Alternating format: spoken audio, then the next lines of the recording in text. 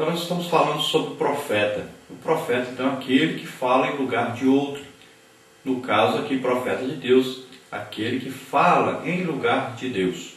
Então, quais as mensagens dos profetas? Os profetas, eles sempre trazem alguns tipos de mensagens, como a mensagem predizendo alguma coisa que vai acontecer no futuro.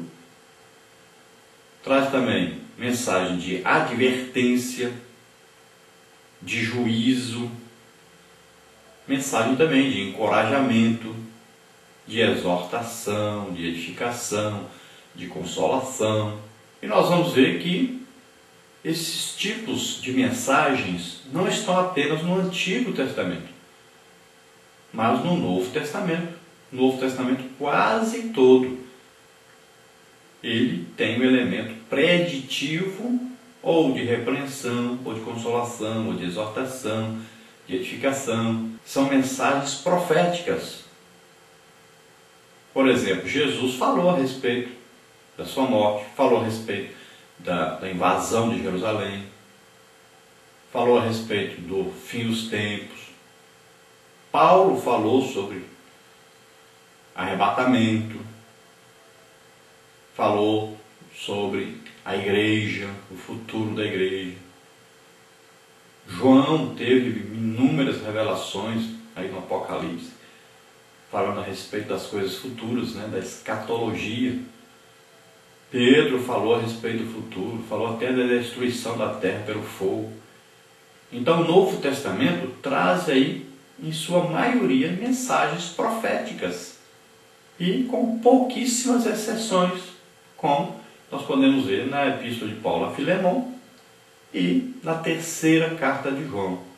Somente esses dois livros não contêm aí elementos proféticos, elementos aí preditivos. Já todos os outros livros, os evangelhos também, todos contêm elementos preditivos e profecias. Então nós podemos dizer que todos que escreveram o Novo Testamento eram profetas.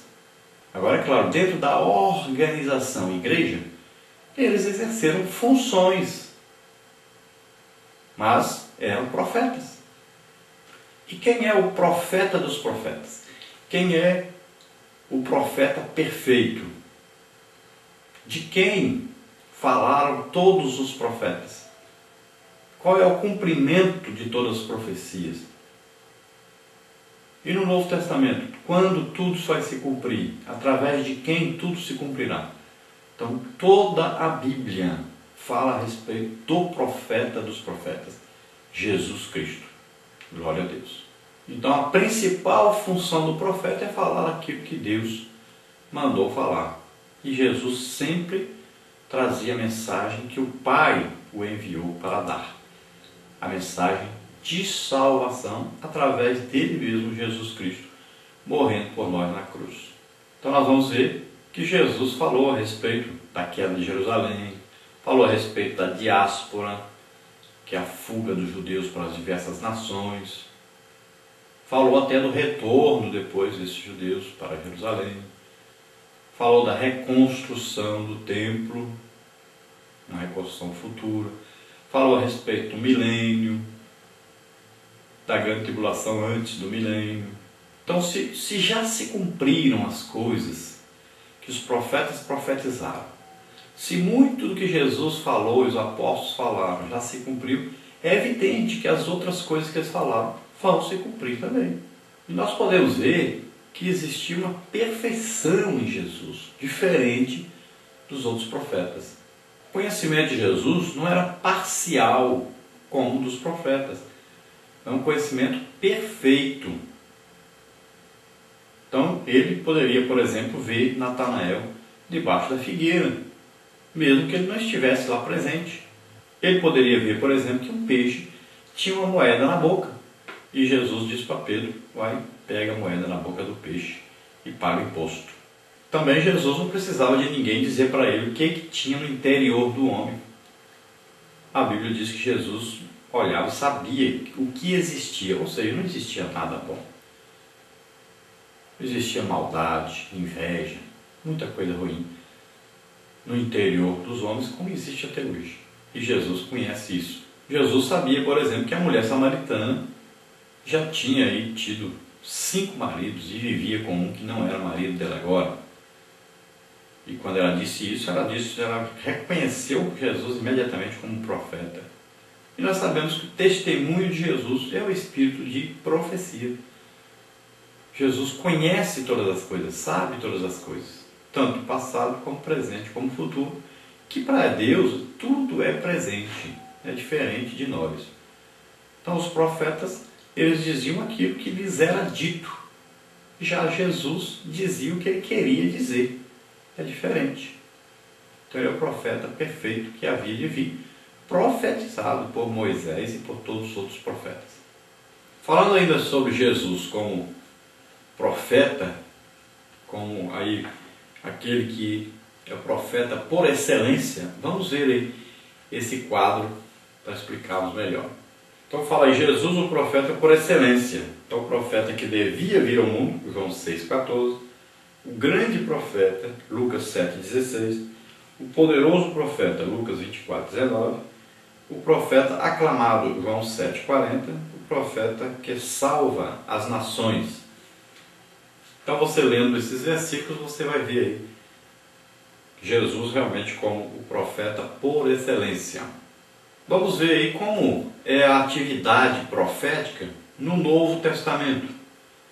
Nós já estudamos bastante coisa sobre a atividade profética no Antigo Testamento e agora vamos estudar um pouco sobre o Novo Testamento. Será que existe uma atividade profética no Novo Testamento? Será que existem profetas no Novo Testamento? É evidente que sim. Nós vimos Efésios 4:11, o apóstolo Paulo aí mencionando profeta como ministério no Novo Testamento. E nós vamos ver que realmente o ministério profético está presente no Novo Testamento e que existem profetas no Novo Testamento. A igreja sempre existiram os profetas e sempre vão existir os profetas na igreja. Às vezes não são reconhecidos, às vezes não são aí mencionados, mas existem. Jesus colocou-os aí na igreja. Na sua congregação tem profeta. E nós não estamos falando aqui de dom de profecia, nós estamos falando dom ministerial de profeta. Uma pessoa dada à igreja, um profeta dado à igreja. Ele tem um ministério profeta. Não é aquele que tem dom de profecia, é diferente. E nós, no trimestre, nós ainda vamos estudar mais detalhadamente sobre isso. Então, o mesmo Deus que se revelou no Antigo Testamento através dos profetas, no Novo Testamento, ele continua se revelando através dos profetas. E como é que ele faz isso? Através do Espírito Santo, que traz as revelações àqueles que Deus escolhe para trazê-las. Qual é a fonte divina? A fonte que Deus usa para trazer a revelação, a profecia. Então essa fonte é o Espírito Santo.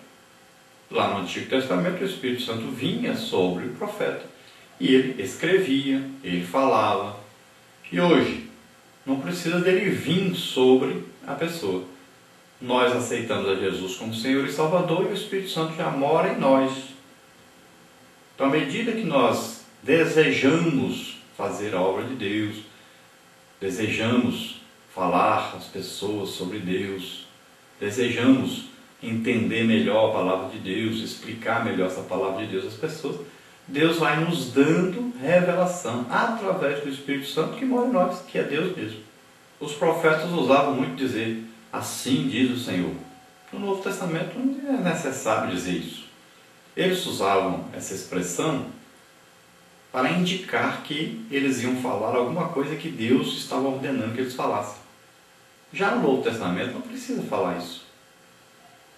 Quando você for a uma pessoa, dizendo a ela, ou a uma multidão, ou a um grupo de pessoas, quando você trouxer uma mensagem de Deus, uma profecia que não é aí dom de profecia, mas uma mensagem profética, então não precisa dizer assim diz o Senhor. Quando você disser, as pessoas vão dizer que é o Senhor que mandou.